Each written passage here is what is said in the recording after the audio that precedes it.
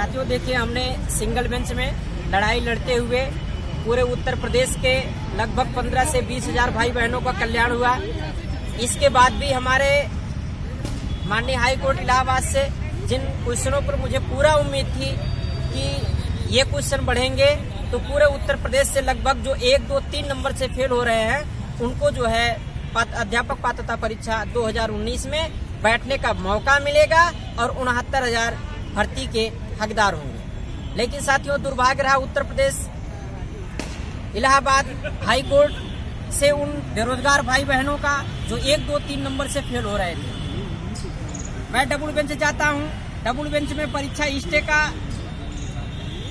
4 तारीख तक शाम तक स्टे का ऑर्डर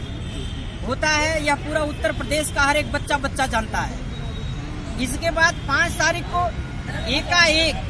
5 बजे यह सूचना मिलती है कि हमारी डिस्मिस जो हिमांशु गंगवार एंड 3 अदर्स के नाम से स्पेशल डिफेक्टिव अपील चल रही थी वो डिसमिस कर दी जाती है। कहीं ना कहीं ये हम सरकार की मिलीभगत कहें या और किसी के ऊपर दोषारोपण लगाएं, हम इस बात पे नहीं जाएंगे। लेकिन हम इतना मुझे पूरा विश्वास है कि जो भी क्वेश्चन लेकर के हमने माननीय हाई कोर्ट सिंगल बेंच और डबल बेंच से लड़ा, उन क्वेश्चनों पे मुझे जीत मिलेगी और वह जीत हमें न्याय के अंतिम मंदिर से मिलेगी। इसलिए उत्तर प्रदेश के जितने भी भाई बहन हैं जो 1, 2, 3 नंबर से फेल हैं, सब भाइयों ने मूड यह बना लिया है कि 2019 की अध्यापक पात्रता परीक्षा हमारे हाथ में वो सर्टिफिकेट होनी चाहिए। तो अखिलेश यादव वो सर्टिफिकेट अपने टीम के नेतृत्व में दिलवा के रहेगा, ये मेरा पूरा विश्वास है। साथियों, रही बात आपके सहयोग की, तो आपका सहयोग भी मिल रहा है और ये पूरा वादा आपको दिलाता हूँ और विश्वास भी दिलाता हूँ कि आप जितना पैसा आपका आएगा उस पैसे का सदुपयोग करते हुए, अगर आप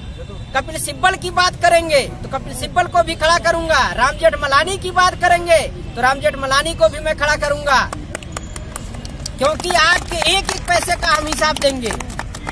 और बाकी रही बात आरोप लगाने वालों की, तो हम उनके ऊपर एकदम कुछ नहीं करेंगे। हम ईश्वर से यही प्रार्थना करेंगे कि और भी अगर कुछ उनके जेहन में बचा हुआ है तो वो पूरा अपना YouTube चैनल चला करके अखिलेश के खिलाफ जो आरोप लगाते रहिए। अखिलेश जो है अगर आगे कदम बढ़ाया है तो आपके आरोप को सुन करके वह व्यक्ति कदम पीछे हटाने वाला नहीं है। इसलिए साथियों, आपसे निवेदन कर रहा हूँ कि जो घटना पिछली बार हाई कोर्ट सिंगल से लेकर के डबल बेंच में हुई, लोगों ने जो है याची बना करके जूनियर वकील खड़ा करा करके पूरी केस को सिंगल बेंच में जो है ऐसी काम ही किया है कि लोग जब बहस चलती थी, मेरे सामने की घटना थी, कोई ऐसा दिन बाकी नहीं था कि जिस दिन मैं हियरिंग न करवा रहा था उस दिन स्थिति ये होती थी। वहाँ के इलाहाबाद हाई कोर्ट के जूनियर वकील मुझसे पूछते थे कि नेताजी आप ये बताइए, अखिलेश जी बताइए, हरस ईश्वर का जो है नंबर बढ़ गया कि नहीं बढ़ गया। तो मैं ये कहता था कि आप लोग अधिवक्ता हैं, आप फाइल दाखिल किए हैं, आप ये जानिए कि जो क्वेश्चन हमने अपने रीट में बच्चों के पैसे को लेकर के मैं रीट दाखिल किया हूँ कि वो क्वेश्चन जो है हम स्टैंडिंग काउंसिल के यहाँ जो है दर्ज कराए हैं कि नहीं कराए हैं। इतने ऐसे अधिवक्ता थे कि जिन्होंने पैसा ले करके और इसके बाद जो फाइल तक दाखिल नहीं किए थे। ये अधिवक्ता की कमी नहीं थी, ये उन भाई बेरोजगार बहनों की कमी थी जो अपने आप को नेता बनने के लिए पैसे की, थोड़े से पैसे की भूख के लिए लोगों ने केस की ऐसी तैसी किया है। लेकिन साथियों, ये मेरा पूरा विश्वास है कि मुझे माननीय सर्वोच्च न्यायालय से जीत मिलेगी और एक अच्छा सा अच्छा सीनियर वकील खड़ा करा करके पहली ही बार में सब कुछ, सारी परिस्थिति ठीक रही तो आप देखेंगे पहली ही बार में परीक्षा नियामक प्राधिकारी को नोटिस होगी। और दूसरी चीज, शुक्रवार को हम सारे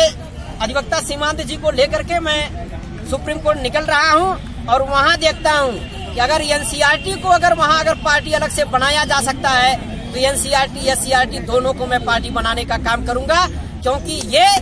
साबित करें कि आप जो उत्तर प्रदेश में 6 to 8 के लिए जो परीक्षाएं की दृष्टि से पूछ के चलाई जा रही हैं, चाहे वो सीआरटी की हो चाहे एनसीईआरटी की हो, अगर ये सीआरटी की है तो ये सीआरटी आकर के बताए कि जो क्वेश्चन हमारा छात्र पढ़ करके गया है उसे पीएनपी गलत क्यों मान रहा है। इस बार मैंने मूड बना लिया है कि एससीईआरटी और एनसीईआरटी को सीनियर वकील से चर्चा करके इनको भी पार्टी बना करके सुप्रीम कोर्ट में खड़ा करने का काम करूंगा। थोड़ी सी गलती हुई यहाँ हाई कोर्ट सिंगल बेंच में, अगर हमने एससीईआरटी और एनसीईआरटी दोनों को पार्टी बना करके खड़ा किया होता तो आपको बता दूं कि पूरा का पूरा मुकाम जो है हम वही जीत गए होते। और एक चीज और निवेदन करना चाहता हूँ कि अगर किसी का फोन नहीं उठ पाता है तो उसके लिए मैं क्षमा चाहता हूँ, क्योंकि हो सकता है कि जिस समय आपका फोन आ रहा है मैं अपनी छोटी वाली मोबाइल पे लेकर के व्यस्त हूँ दूसरे नंबर पे, लेकिन अगर आपका कॉल आया है तो हमारा भरसक प्रयास ये बनता है कि मैं अगर व्हाट्सएप पे आप मैसेज करते हैं नहीं रिसीव कर पाते हैं तो उसके लिए भी मैं क्षमा चाहता हूँ कि हो सकता है कि हम किसी विषम परिस्थितियों में हों, क्योंकि इस पूरे मुद्दे को लेकर के आपको ये लग रहा है कि अखिलेश यादव सो रहा है। अखिलेश यादव पूरी रात जग रहा है, पूरी रात जग रहा है। और जगने के बाद आपको बता रहा हूँ कि ये उत्तर प्रदेश अध्यापक पात्रता परीक्षा 2019 आपको दिलवा के रहूंगा। लास्ट में मैं ये आपसे निवेदन करना चाहता हूँ कि इस लखनऊ के जेपीओ पार्क में लखीमपुर खीरी से चल करके आए हमारे कुछ भाई हैं, कानपुर से भी चल करके आए हुए हैं, बस्ती से भी चल करके आए हुए हैं, तमाम जिलों से चल करके आए हुए हैं। आज उनका हमारे ऊपर विश्वास है, उसी का परिणाम रहा कि आप उतने दूर से 100-100, 200, 300 किलोमीटर की दूरी पे आए हैं। अगर आपका विश्वास है तो अखिलेश यादव के विश्वास में कहीं किसी प्रकार की कोई कमी नहीं मिलेगी। और मैं तो ये कहता हूँ कि अखिलेश यादव भागने वाला नहीं है, ये दमदारी के साथ आपके साथ लड़ेगा। और ये भी कहता हूँ कि अखिलेश यादव पूरे उत्तर प्रदेश का ऐसा एक व्यक्ति है जो पास होते हुए भी फेल वालों का नेतृत्व कर रहा है, दूसरा कोई व्यक्ति नहीं मिलेगा। धन्यवाद।